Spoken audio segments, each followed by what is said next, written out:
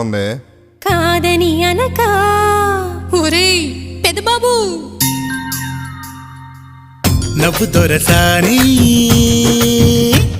చిరునవ్వుల సవడితో నువ్వు సందడి చేయాలి, చిరునవ్వుల సవడితో నువ్వు సందడి చేయాలి.